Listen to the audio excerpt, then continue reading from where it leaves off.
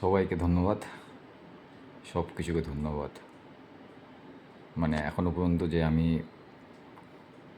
আছি তার জন্য যারা যারা অংশীদার তাদের সবাইকে ধন্যবাদ। তো আজকে 16 তারিখ, 16ই আগস্ট।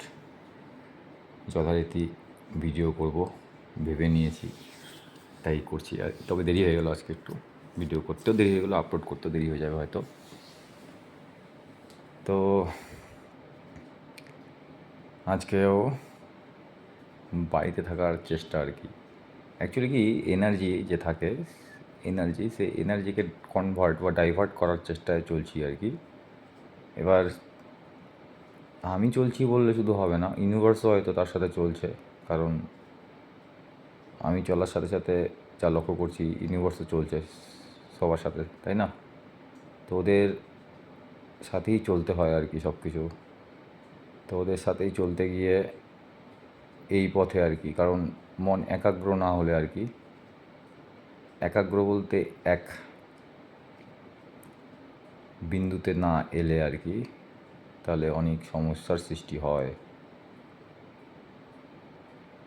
আর যত এনার্জি তুমি কালেক্ট করবে, তত এনার্জি তোমার লস হয়।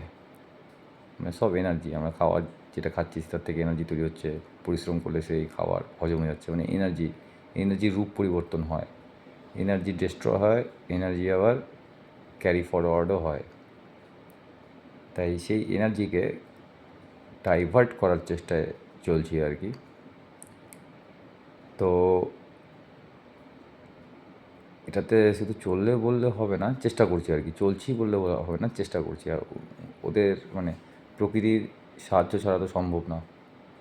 তাই এই একটা পথ বেছে নিয়েছি, যার সাথে যে কথা বলবো, বা এটা জাস্ট এটাই নিজের মানে অবস্থার বর্ণনা বা রূপ দেওয়ার চেষ্টা চলছে আর কি।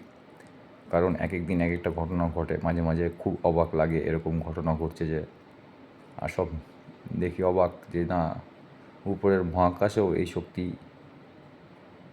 কাজ করছে বলেই নিচে এই শক্তি কীভাবে প্রতিফলন ঘটে আর কি, তার প্রভাবও লক্ষ্য করি। তাই যেমন এই আজকেই দেখুন যে আমি চন্দ্রমার পদা নিয়ে, পদ থাকে তো, এক পদ, দ্বিতীয় পদ, তৃতীয় পদ, চতুর্থ পদ।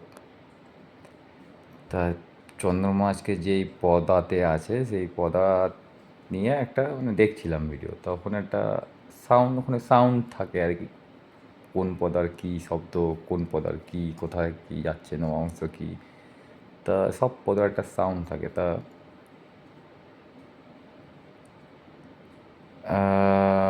তো